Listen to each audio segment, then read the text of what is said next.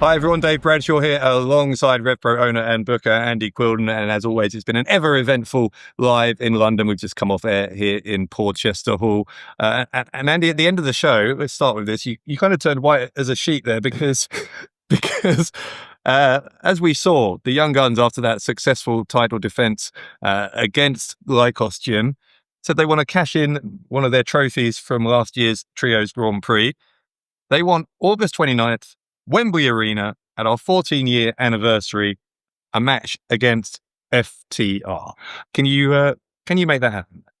Hopefully. Need to make some calls. Challenge needs to be answered, I guess. But yeah, look, Saturday, August 29th, we're going to be at Wembley Arena. It's going to be the biggest show in probably British wrestling history. It's certainly going to be this year's biggest show in independent wrestling. We're doing everything we can to try and make the event as big as possible. We've got so much exciting stuff happening. We've got so many ideas about, from a production standpoint, special entrances. You know, there's so much stuff that we're trying to make happen for that event, because we genuinely want this to be a history-making night. And look, I understand that for a lot of people, it's going to be an add-on to the All-In weekend, and that's great, and that's what it's all about. It's a celebration of professional wrestling. But for us, we're taking this deadly seriously. We've said from day one, we want this to be the talking point of that weekend. And I believe if you look back at the previous 3 anniversary shows, which have coincided on that bank holiday weekend, with the big AEW events, I think we've done a very good job creating those moments, creating those memories that we still talk about to this day. And we plan to do that again, Saturday, August 29th, live from Wembley Arena. And I'm just dancing around your question, Dave. Can I make it happen? I don't know. Are we going to try and make it happen? Absolutely. So it's been put out there by the Young Guns. I feel taken advantage of, Dave. But you were the one who set up the stipulation where they get any match I know, you want. that's what I mean. I feel I've been taken advantage of. I think maybe it should be any match you want within reason, or I don't know. With a little asterisk. Yeah. But no, look, honestly, like when you think about the potential of a match between the Young Guns and FTR, you feel like it could be the biggest match in kind of independent tag team wrestling history, right? Because very rarely do you have 2 teams of that stature who compete on opposite sides of the world, who everyone knows. You know, when I'm talking about everyone knows, I'm talking about fans, wrestling insiders. Everyone knows are the top teams in this business, and they've perfected this art form that is tag team wrestling, this skill that many people find it very hard to perfect, and they work like well-oiled machines. And you know, look, I know Young Guns have got a chip on their shoulder, but so have FTR. And to me, it's a mouth-watering prospect to try and make that match. So look at the matches I've put together across the years, Dave. Look at those matches that people have said wouldn't be possible to put together. And we've done it. So are we going to try and make it happen? Absolutely. So that's the goal. We need to speak to them. Probably one of the first things I do when I leave you is probably try and get hold of them. Yeah, we'll see what happens. Well, look, obviously that would be a huge match. We don't know if the Young Guns are still the champions by then. Maybe it's going to be for the titles, but one team who cannot challenge ever again for the undisputed British tag team titles, as per the stipulation tonight, is Lyos Gym, having lost that match. What are your thoughts on what can possibly be next for Lyos Gym? Also, while we're on the subject, Liam Slater, who came out to the ringside, he was instrumental in setting up this match, looked kind of happy after Lyos Gym lost. Just give me your thoughts on that whole... Well, I can't describe Liam Slater. I don't know what's going through his mind. Like he's always one step ahead. He looked kind of happy that Lyos Gym lost that match. Yeah. But it looked like he was trying to help them during the match, and he looked kind of sad when we saw Leon Slater earlier. So like... so much to unpack when you talk about Liam Slater, and I feel like it's very hard for me to try and analyze someone like that, because yeah, he's a very interesting individual. And his match with Connor Mills is one that you should absolutely go out your way to check out as well, because you shouldn't underestimate Liam Slater in the slightest. He's a very real deal when it comes to the sport of professional wrestling. So just bear that in mind when we're talking about him. He's not naive. He's not weak. He's not a quote unquote manager. You know, he's very much a serious professional wrestler, and he thinks about this on levels that other people don't. And he's a selfless wrestler in terms of like, I think sometimes he sacrifices himself for those he's trying to coach. He's a very effective coach of professional wrestling. What he's playing at, if there's a method to the madness when it comes to Lyos Gym, I've got no idea. I can only assume it's part of a larger plan. As what happens from Lyos Gym now is very tough because we've seen them have issues in the past. There was no issues tonight. He seems very much on the same page, which I think that makes this loss tougher for them to take. If they were a team on the out anyway, then right. But they were back looking at their best here. Absolutely. And it's hard to imagine a world where they can't challenge for those tag team championships again, because very much, I think the start of this year especially has shown us that they are that level of a team. So you've got to look at it and say, what do they set their sights on? If they're going to remain a team here in RevPro, are they going to look at the Great British Tag League as that's our goal? That's our gold, right? Is that something that they could focus on? Or are they going to both look for singles goals, which would be a shame for the tag team division? But also it puts you in that situation where it's going to be very difficult to sign those top level matches for them, because there's obviously, when you go up against a team like Lyos Gym, there's a huge degree of risk in it. And, you know, those teams know they can't challenge for tag team gold. So if they lose to Lyos Gym, what does that, do you know what I mean? It makes it just a little bit more muddy, that what you do, you know, and I think you've got to feel for them as well, because, you know, obviously they knew they needed that additional shot at the titles. They just needed that to really finally settle it and try and have that moment to claim the titles. But in doing so, they literally, they kind of went all in, right, on everything, put all their chips on the table. And when something like that doesn't pay off, it is kind of heartbreaking. You really do sympathize. Yeah, absolutely. And look, it's just, like I say, it's going to be interesting to see where they go from here. You've got to have goals, you know, whatever walk of life you're in, you've got to have goals, right? It's when you stop having goals that, you know, it's like you're just saying about, you know, a game of football, which, you know, like if you took the goals out of football, it'd be 22 men chasing after a ball. Do you know what I mean? You have to have goals. So yeah, what's the goals for Lyos Gym now? How does this affect their psyche? How does this affect their friendship? How does this affect their team? You know, it's, like I say, we're going to have to just be along for the ride to find out. Now, you mentioned during that one of the great surprises we had tonight, which was Leon Slater emerging and arriving as that hooded figure to help out his head coach.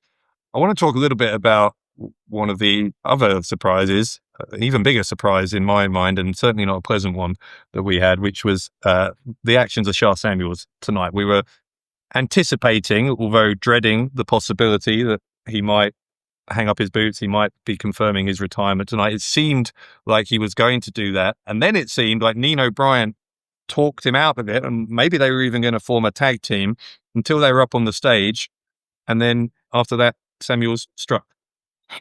Yeah, it was a shocking moment, that's for sure. And again, it's one of those things whereby Sha had talked about retirement for a long time, and I always say, like, in any form of combat sport, when you start talking about retirement, it's probably time to retire. You get hurt, you know. Like, although last year he was talking about retirement, and then what he went on to do. Well, absolutely, yeah. But I feel like, you know, I guess in complete contrast to what I was saying and backing up what you just said, is that Sha pushed on and he showed himself exactly what he was capable of. And after that run towards the end of last year, I couldn't even imagine a world where Sha Samuels would want to retire, because I think he proved a lot of doubters, including himself, wrong of what he's capable of doing. And that was a hell of a championship run. It was a hell of a year for Sha Samuels, one of the best years professionally that he's ever had at this late stage in his career. And he proved he could hang with the best wrestlers in the world. You know, even if you look at those matches with Jay Joshua, the last match with Jay Joshua, where he was just fighting this perfect fight until he wasn't, you've got to feel like almost he'd had another crack at the whip. Things could be different again, right? He rushed into that championship match. He made interesting decisions in the lead up to that match, and so much sacrifice in the lead up to that match. You know, missing Christmas because of that match, essentially, because he had to train, he had to work hard, and while everyone was having their Christmas dinner, he was on a treadmill, you know. And you got to wonder how that affected his mindset going into the match, and not so much of a mindset going into the match, but when stuff started to go wrong, and he was thinking about, you know, I've messed up Christmas. Do you know what I mean? Like all of these adjustments for being selfish towards that undisputed British Heavyweight Championship. None of that really, you know, I think we're both just trying to, we both know Sha well, and I think we're both trying to process his behaviour tonight. And that's all well and good, everything you're saying. I agree with all of that, but it doesn't excuse or even explain really why he chose to attack Nino Bryan. Well, look, again, I can't speak what's going through Sha's mind, right? I'm sure he filmed some comments after the said incident. But all I can say is, you said that's not the Sha Samuels we know. And I turned around and I said to you, David, that is the Sha Samuels we know. Sha Samuels, throughout his career, has been one of the most ruthless professional wrestlers that you can ever imagine. The East End Butcher, and it looks like the East End Butcher's back in RevPro. And I believe Sha Samuels in his mind probably felt like he wanted to find an edge. I think Sha Samuels in his mind felt that his kindness was being mistaken for weakness. You saw what happened with Harry. You saw what happened with Josh James, you know, and I feel like Sha Samuels wanted to prove a point. And that's exactly what, well, I say prove a point. He certainly made a statement tonight. I guess what I just thought that, I guess what I should have said is I didn't think it's the Sha Samuels we know anymore, because I thought he'd progressed past that point of his life and he was in a place where he was relatively happy. He certainly wasn't going to do anything as barbaric as he did today. And it's just, it's very disappointing. I'm sure, yeah. But, you know, look, I can't speak for him, but he also alluded to the fact that in certain matches, people were booing him, you know, frustration in that, chip on his shoulder to that. Maybe he was sticking his middle finger up at the people. But again, there were those moments, there were times when he was booed, like against Jay Joshua, as an example. But the reality of the situation, that was in Jay Joshua's hometown of Cardiff, Wales. You know, the reality of that situation is that these were the times when that happened. It was almost like isolated incidents, and Sha, grown men were jumping up and down and hugging each other at the conclusion of our anniversary show. That's how happy people were for Sha Samuels. You know, people had tears in their eyes and were happy for him and everything he's achieved. And I think that's a real reflection of the way the fans felt about Sha Samuels. But look, I know from first-hand experience, it's not, you can have 1,000 people saying nice things to you, and it only takes one person to say something negative. And that one negative comment, that can hit you so much deeper than all those positive things combined. And that's just human nature. And I think that's what we saw an example of tonight. And I'm not trying to justify the actions. No, I don't know. I mean, it's human nature, and then there's. I'm not trying to justify the actions. I'm trying to find some rationale behind what we witnessed. Well, let's talk about something else. And I guess the fact that we're only just getting onto this is going to be another reason for another thing to add to the list of grievances that TK Cooper has. But we do have to talk about the undisputed British heavyweight title match. Another incredible match that we had tonight. We talked about the Liam Slater and Conor Mills match. This one is another one that you really do need to check out at RevPro on demand. It was another victory for Jay Joshua. He retained his title. Unfortunately, the closing moments were sufficiently contentious again, much like TK Cooper in a different way, but much like TK Cooper's previous title shot against Michael Oku last summer, that I have a suspicion we're going to be hearing about this from TK Cooper for a while to come. Yes. Look, first of all, before we get into the weeds, that contest was one hell of a professional wrestling match. It was everything what the undisputed British Heavyweight Championship's all about. You saw how much it meant to those two men. It's the most prestigious championship in the whole of independent wrestling. And look, this is not me just doing my job as a promoter. Although I am doing my job as a promoter, but genuinely, this is a championship gold which has been defended all around the world. The meccas of professional wrestling. When you talk about the Tokyo Dome, you talk about Arena Mexico, you talk about Madison Square Garden. Right, these are, some of the most wonderful and glorious places for professional wrestling, and that championship has been competed for in those buildings. And both those men, they left it all in the ring, put it all on the line, and it was a hell of a contest. It was a match that you should go out your way to see, and it was just an example of the consistency that we've been hitting on such a regular basis. And it doesn't matter where the show is. I think we all need to get our minds out of the idea that unless it's got a name, unless the show's got a name, it's not, you're not going to see that level, but we deliver that level week in, week out, and the consistency's never been higher. And maybe even tracking back to what I was saying about Lyos Gym when we're talking about not having goals, everyone's got the goal of getting on to Wembley Arena on August 29th, and as a result of that, I feel like everyone has upped their game so much more significantly, and we're seeing those results in these contests week in, week out, and it's just what we do. But yeah, that match was fantastic, and I encourage everyone to see it. And I want to put it on record: TK Cooper put up the fight of his life. It was a hell of a challenge tonight, and like you say, it was an inadvertent low blow from Jay Joshua when he kicked out of the shooting star press from TK Cooper. TK Cooper was winded from that moment.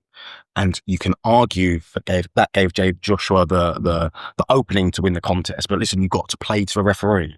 Mm-hmm. You can't fault Jay Joshua for doing what he did. That's what champions do.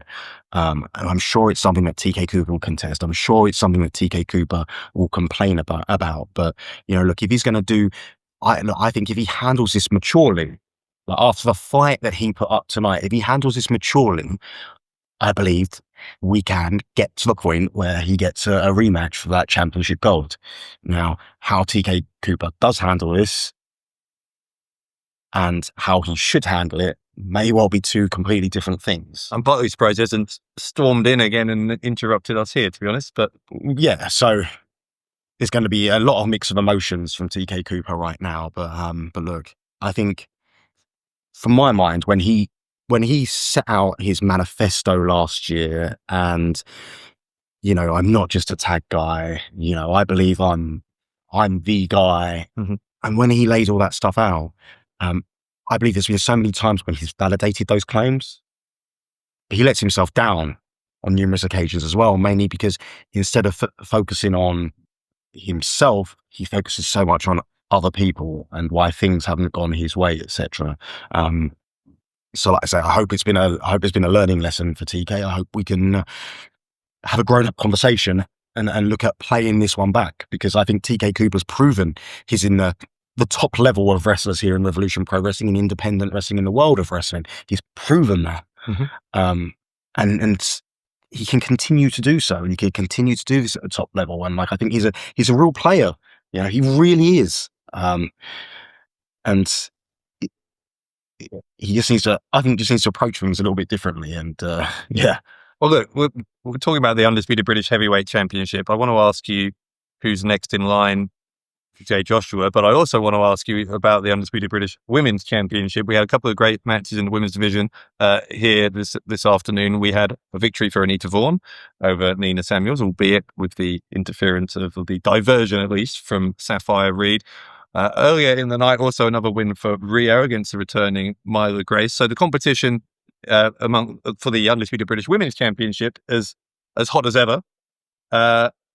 Who's next for the Heavyweight Championship? Who's next for the Women's Championship? Let's start with the Women's Championship. So look, this is such a competitive division right now, isn't it? And first things first, we need to get Alex Windsor back in RevPro. We need to get her, competing again. Like, obviously, she was scheduled to compete in a tag team street fight tonight. Didn't happen. We're looking to reschedule that match at the earliest possible opportunity, and we're looking to get her, back active again. And there's a long list of people who could be in the discussion. You're looking at Sapphire Reed, Anita Vaughan, Rio, Kanji, Alexis Falcon, Sky Smithson, even Maida Grace was very game tonight as well, obviously Nina Samuels, I'm sure maybe she wants a you scratch my back, I scratch yours situation. She helps her out in this Cutthroat Collective thing to then maybe get a shot at a championship. Who knows? But there's so many great wrestlers who are kind of would like to compete for that gold. It's lonely at the top, Dave. It really is. I'd just be very excited to see kind of where it goes from here. Look, you get there's emerging wrestlers like JGU. How impressive was she last month, right? So I don't really have an answer for you right now, but I think my answer is what we need to do is we need to get this situation between Alex Windsor and the Cutthroat Collective resolved. And then from that point, we start having those conversations. But there's a lot of situations going on. You talk about Amira and Sky Smithson. You talk about Kanji and Alexis Falcon. I spoke in depth with Kanji earlier on about her rivalry with Alexis Falcon, and it's some compelling listening to hear what Kanji had to say about Alexis Falcon. But a lot of people need to get their own issues dealt with before we can then look at the business end of things in terms of those championship matches, and that's in the women's division. Is the heavyweight division any simpler? In the heavyweight division, so last year we held a tournament to crown the number one contender for the Undisputed British Heavyweight Championship. Now, I believed it was a very fruitful tournament. We had 8 guys at the tournament. And in that tournament, you saw Sha Samuels and TK Cooper, both unexpectedly, I would say, reach the finals of that tournament.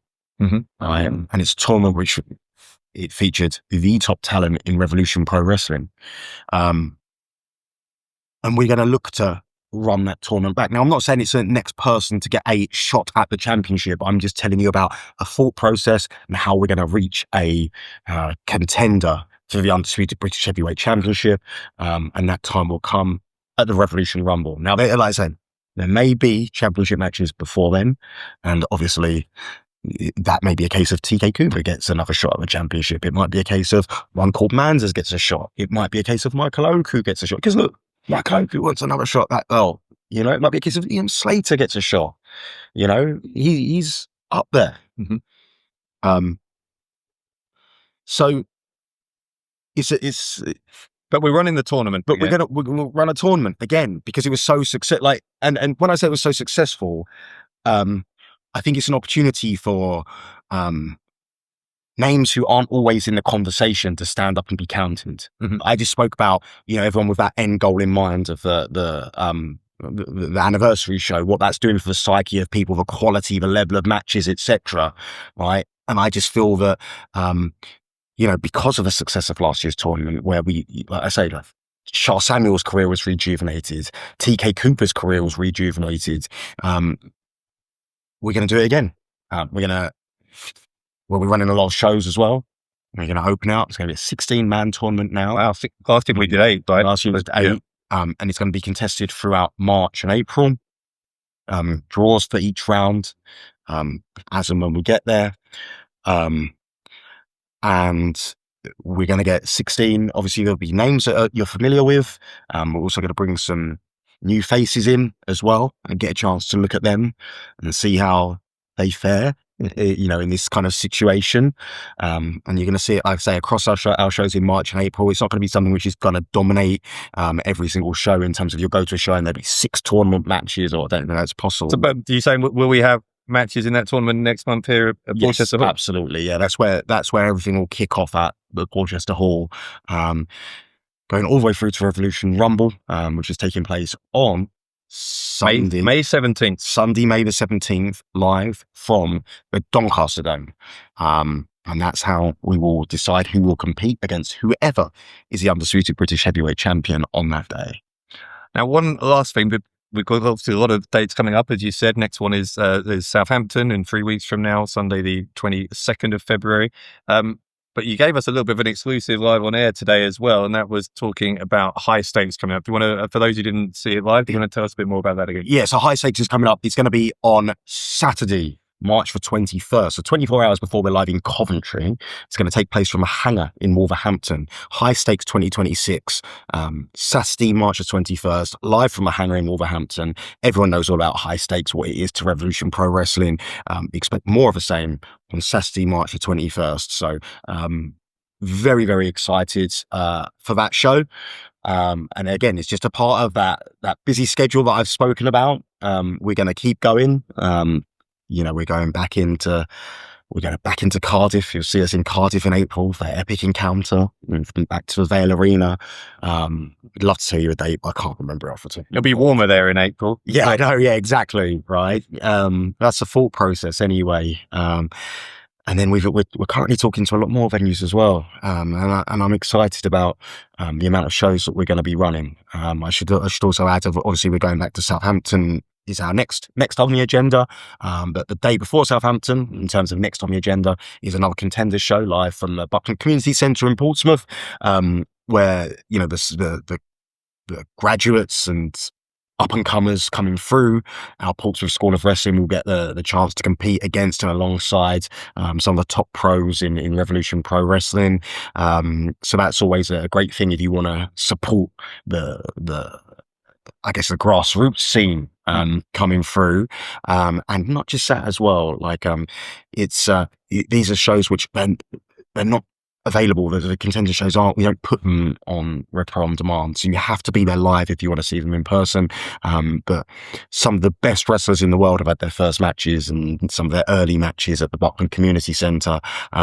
So see who's going to be added to that list. And then again, I guess the reason I stress this is because I want to stress that at RevPro, we've got our Portsmouth School of Wrestling, we've got our London School of Wrestling. We're always working towards the future. So we're trying to safeguard the future of British professional wrestling, of independent professional wrestling, of professional wrestling in general, by continuing to bring through young, hungry talent. And that's what it's all about, and I hope that you can understand my passion for this, because it's something we love. And it's something that we want to continue to help grow. It's a labour of love. But look, when you love your work, do you ever work a day in your life? Well, look, obviously one of the things coming up in the immediate future, as we say, well, not the immediate, but getting ever closer, is August 29th, the 14-year anniversary at Wembley Arena. You need to go and make a phone call to FTR. They're 5 hours behind us. They'll probably be around. It's middle of the day on a Sunday there. So good luck with that. Andy, thanks as always for joining us. We'll see you guys 3 weeks from now live in Southampton. In the meantime, keep your eyes peeled to our social media and here on the RevPro YouTube channel for more announcements and more insight into Revolution Pro Wrestling. We'll see you soon.